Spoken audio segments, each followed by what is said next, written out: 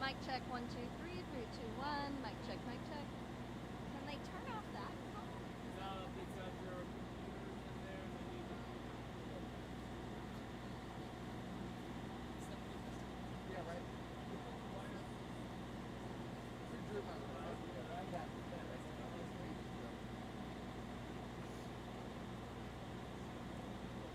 Matt, did you have to get called in early? Just normal time. Morning. Yeah. I had to wake up all the managers. Getting off the desk last night, so let's get us off about it.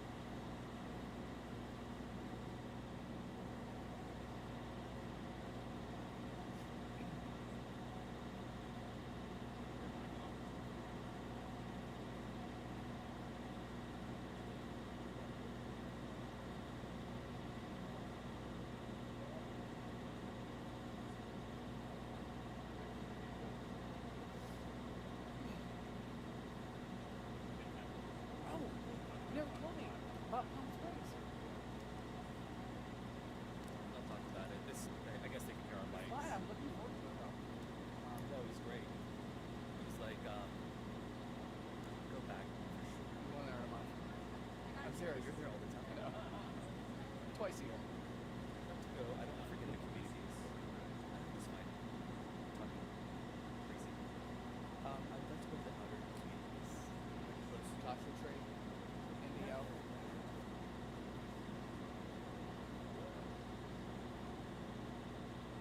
Get your exercise in. What's up? Get your exercise in. Oh, you saw that? Yeah. Yeah. In boots, no less.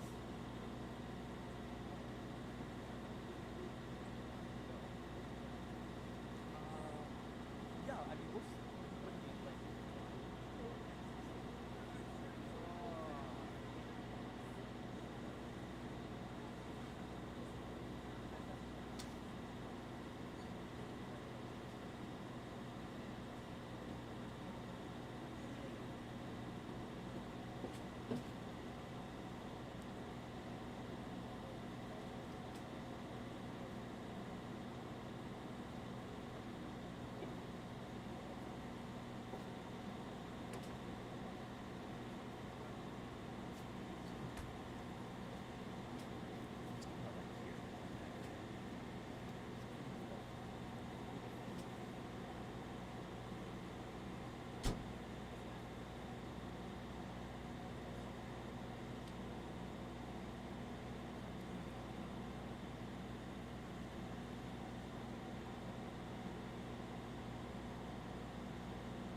Beth says hi.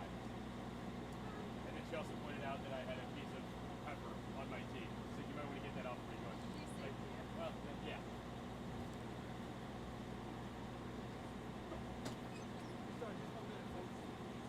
How's everybody doing? Well, how are you? Good. Don't speak it. I'm sorry. Yeah, you'll open it up and then you'll have me. Yeah.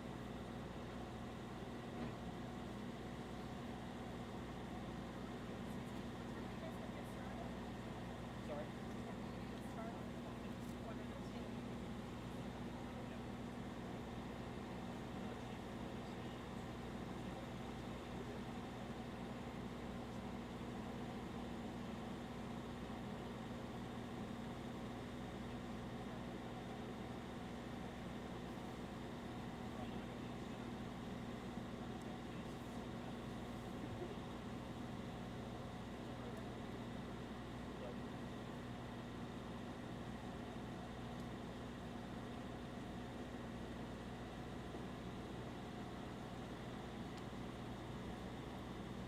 Everyone good?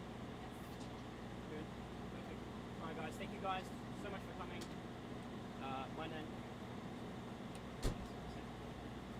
My name is Mitch Clark. I'm the Public Information Officer for Fairfax County Fire Rescue.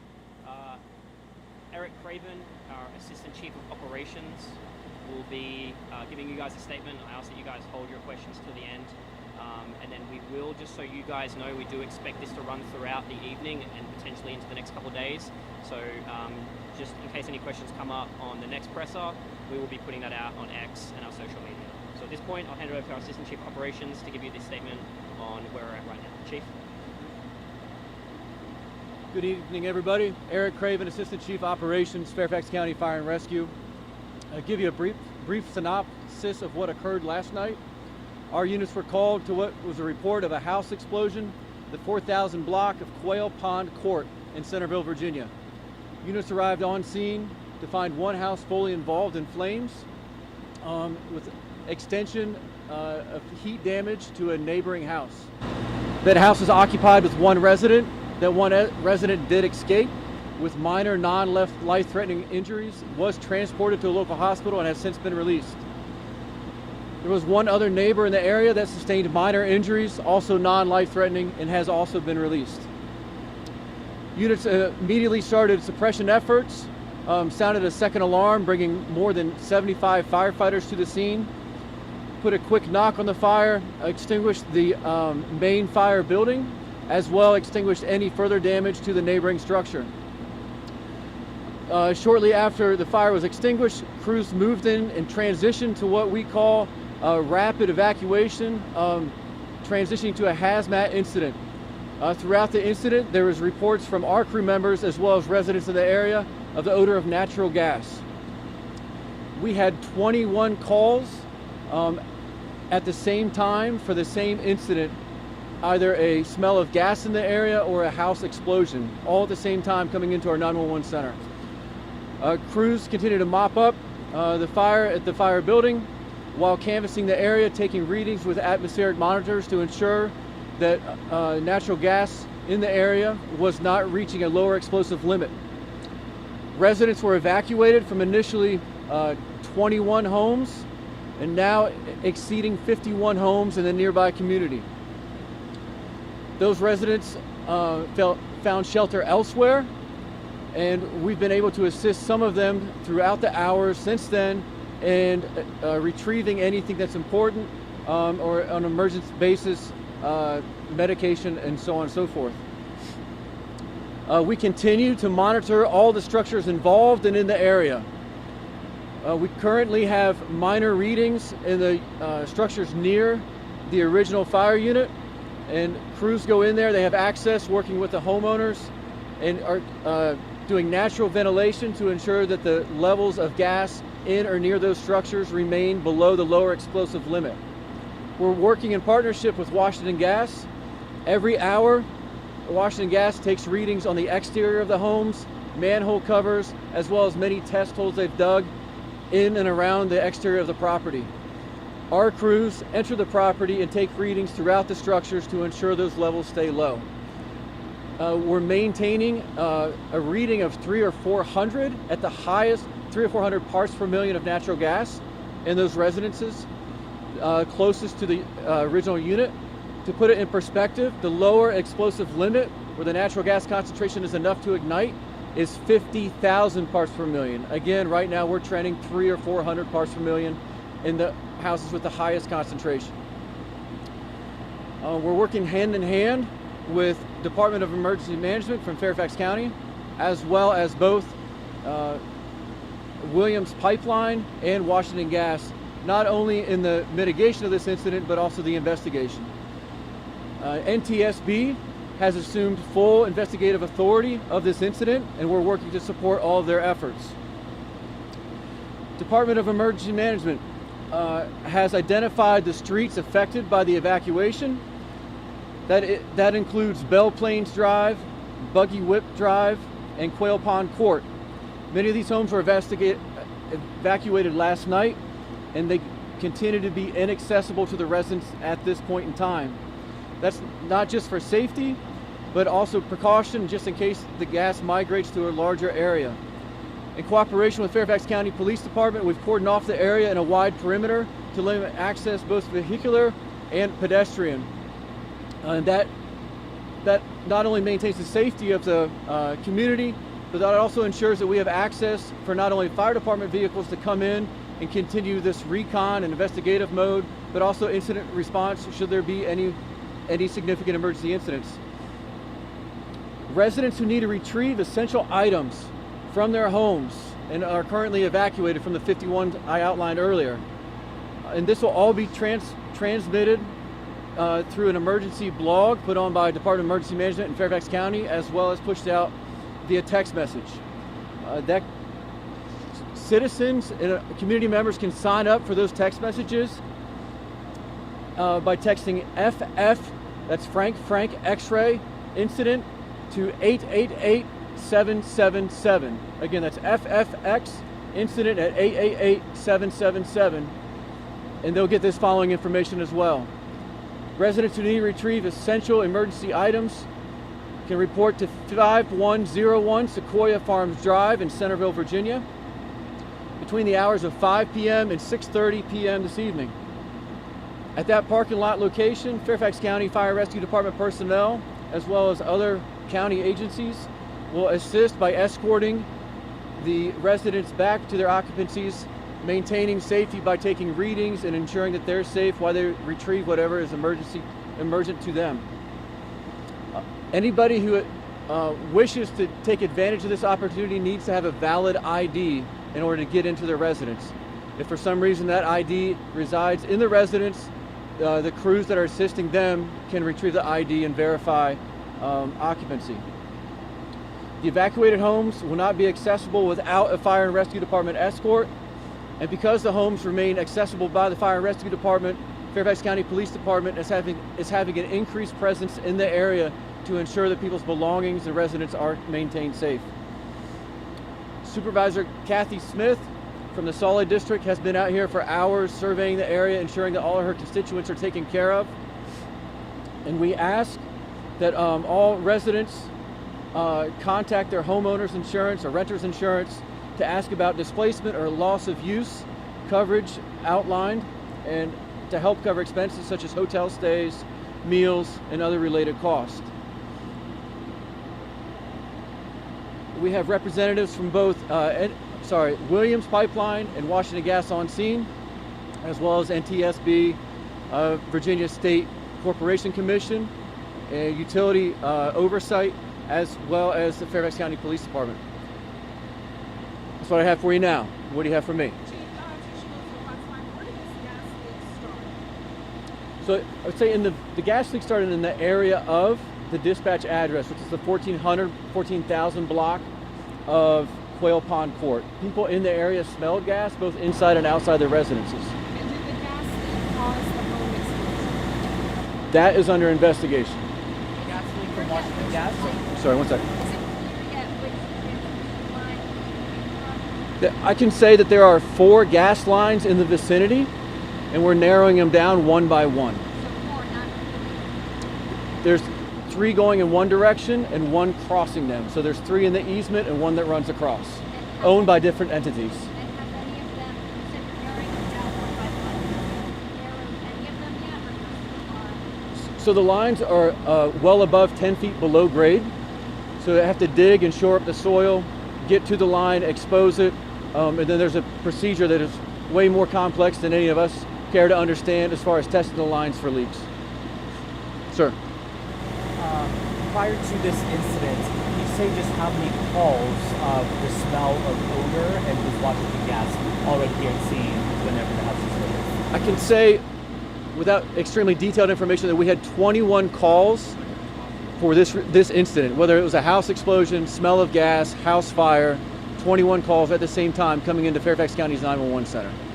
How early did those initial calls reporting the smell of gas come in? Just prior to 10 p.m. last night. You mentioned that there were 4 gas lines near the home and were owned by several different people. It's 2 entities that have ownership of the lines. That's Washington Gas and Williams Pipeline. Talk about the role that NTSB is playing and why that agency is Yeah, pipeline safety is under the purview of NTSB, and they have the full investigative authority. So then we, as well as every other agency and entity here, will support them in taking that investigation. Our fire marshal's office is here to support them while regulating and maintaining the scene. Confidence that Washington Gas and Williams Pipeline has control over the leak right now, so that those parts per million don't actually elevate right now and things get worse. Well, I think anytime you have an active leak, the leak continues until you find a way to stop it. So it's really narrowing down that leak. So we're taking readings in the vicinity, soil testing, We're doing at-grade readings. We're doing inside the occupancy readings. We're making sure that those don't trend in an upward direction. But right now, it's an active leak. So am I confident that we're working diligently with them to find the leak? Absolutely, and while maintaining safety of the area. But are you confident that they are working to up your standards right now in order to identify? I think that's a tough question to answer. I think they have their own standards, and we have the NTSB here as well, which provides a little bit of oversight along with the Commonwealth. The views are getting lower. Just to be clear, is it safe to be around that? Absolutely, 100%. There's a cordoned off area with yellow fire line tape and red danger tape. As long as the community members stay outside of that perimeter, they are absolutely 100% safe. All of our crews are rotating through day and night, 24/7, taking readings continuously to ensure that we don't get anywhere near that threshold. Again, we are well below the lower explosive limit.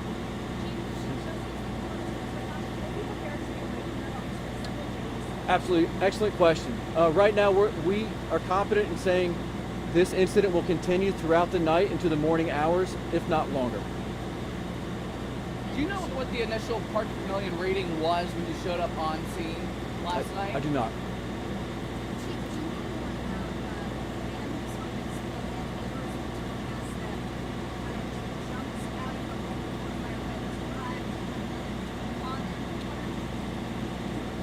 Yes, I've heard some stories. I do know that the gentleman was in the house, was assisted out of his house, and had minor injuries, has since been released from the hospital. I'm sorry, I cannot hear you. I do not know. Chief, any reports of gas leaks days prior of this incident? Smell of it. There was reports of odor in the area. How soon, how long before Yeah. this? How long? I'd have to go back to our incident log. I don't have that answer for you. The day of, or at least the day before? I heard the day before. Yep. And to clarify, going on from that, Yep. at this point, whether or not the leak caused the explosion, what's being determined? Yep. So very carefully, we can say that there was the odor of gas in the area at the time of the explosion. The cause of the explosion is under investigation. But we can say there was an odor of gas in the area at the time of the explosion. Crews arrived on scene and went to quick work. And again, was Washington Gas already on scene even before the explosion? There's a Washington Gas crew in the area at the time of the explosion. Checking up on the odor. Odor in the area.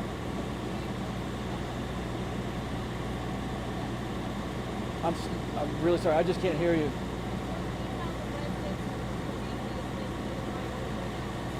Absolutely.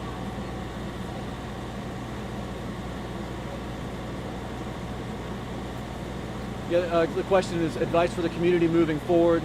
And I would say, we have some avenues in place, thankfully, to Department of Emergency Management here in Fairfax County that gives them access to their homes for anything they have to retrieve. As far as rehousing and finding other places to stay, it's largely at their determination. We're doing everything we can to mitigate that loss of use, but also keep the area safe. So we'll help them get in, get their stuff, and then hopefully, we did have a shelter stand up, a warming center last night that has not been utilized by residents of the community. So I think most people have found other places to stay. Chief, as far as the crews that are out as we speak, checking on the lines, Yes. are those the gas crews, are those contractors, is it other emergency crews? It's not fire. Yeah, as far as gas readings in the area, it's a partnership between many entities. Both Washington Gas and Williams subcontract out, as well as all the fire department taking readings continuously. Okay, guys. Good. Thank you. Yeah, it's okay. Last one. Yeah, I'll reread that information. Yeah, absolutely. And we also have it on business cards, so we can hand those out. Okay. Yeah, all residents that have been evacuated on Belle Plains Drive, Buggy Whip Drive, and Quail Pond Court are asked to text Frank X, X-ray, that's FFX incident, to 888-777. And that's a resource stood up by the Fairfax County Department of Emergency Management. That'll take them to an emergency blog, as well as sign them up for text messages on all updates for those displaced in the area. Absolutely.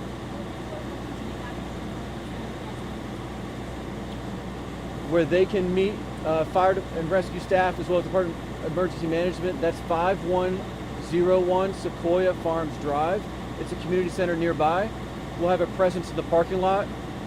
They can explain, show their valid ID, and then we'll escort them family by family, resident by resident to get their belongings. Community center building. It is a community center. However, we only have the parking lot. Chief, you said Does it allow the residents to sign up for the text message log as opposed to parking also contact? We can utilize reverse 911.